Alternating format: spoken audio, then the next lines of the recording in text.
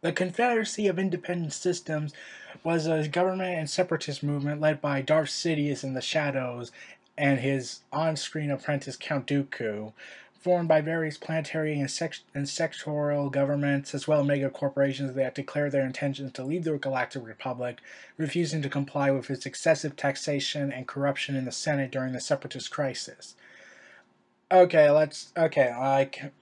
this was like their founding document was the Articles of Secession, where they pretty much declared their intention to leave the Republic, form their own faction. And to be honest, these people of the Separatist Alliance had good ideals. Like they had good ideas. And their motives were actually pure because the Senate at that time was corrupted, laced with bureaucracy filled with corruption and order, and was basically being controlled by money grubbing people. However, the people running the Confederacy of Independent Systems were kind of the same group of people that ran the Senate.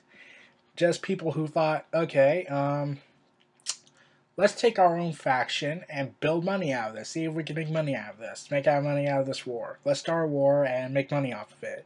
And then afterwards, leave everyone else for dead. But pretty much like the Republic was corrupted at that point. By the time the Clone Wars broke out, there was the separatist movement. There were various movements spreading. Dissension was spreading between senators, politicians, and big corporations. And yeah, I also kind of thought it was social irony and historical irony towards the Confederacy and the Civil War era, and the concept nowadays of modern big corporations running the government and that whole New World Order conspiracy. Like, that was my best guess about what the Confederacy of Independent Systems represented.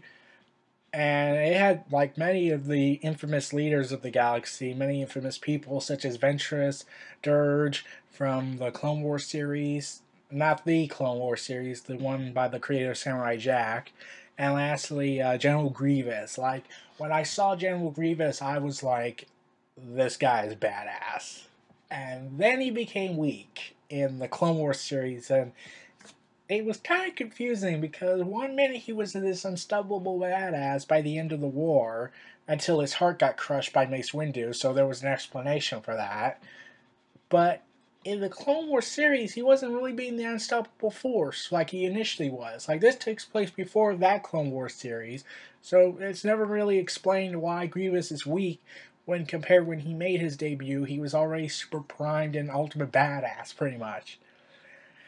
But and the separatists also had the incompetent battle droids that everyone loves to see and see as comedy relief. Like, no, seriously, I'm supposed to take those seriously. Grievous is a serious droid fighter slash hybrid. The battle droids are incompetent morons. Like, they talk comically, they act comically, and I'm trying to wonder, really, Sidious? This was part of your big plan to conquer the Republic? Get incompetent battle droids? That's really dumb. But they are pretty much one half of the reason the Clone Wars happened. The other reason is, well, Palpatine wanting to manipulate everything, control everything in his favor. The other reason was because the Republic did have a legitimate ground of being corrupted and all that. But I'll get to the Clone Wars video when I get to it. But the head of government was the Separatist Council. The Separatist Council pretty much ran pretty much everything from being the head of the government to being the executive branch, legislative branch, and they had the Confederacy military, and Count Dooku was also a part of the Separatist Council, and we had General Grievous be the supreme commander of the droid army, and Darth Sidious was the hidden leader, like no one knew who he was, and yeah, the type of government was a bicameral bicameral Confederacy group. It was somewhat republic-like, but at the same time, it was heavily laced with its own corruption, since the leaders weren't really the best leaders in terms of political favors. They were mostly about corporate politics being played in and manipulating everything behind the scenes, trying to basically build their own little thing, and it just leave everyone for dead. Like, Newt Gunray is a businessman, and he manipulated everything at the cost of his own life, sadly, so he doesn't get to use any of that money.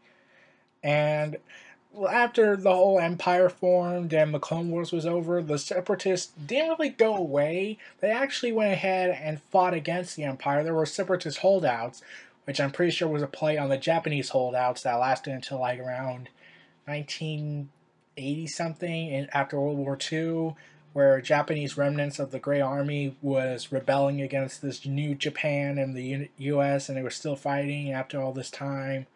So there was and they would later, and the remaining separatists would go ahead and reform with the Galactic Alliance, also known as the Alliance to Restore the Republic, the Rebellion. So really, eventually, the Separatists divided from the Republic and then ultimately merged back into it, since they thought, okay, since, well, this new Republic group is made up of pure competent senators and made up of pure politicians with the best interest for the people, let's go ahead and join them and fight against this corrupted empire, led by the man that gave us our reason to exist, only to stab us in the back. Yep. Well, everyone, this was Neo Reality Entertainment. Feel free to like, comment, subscribe, and donate, and stay tuned for more.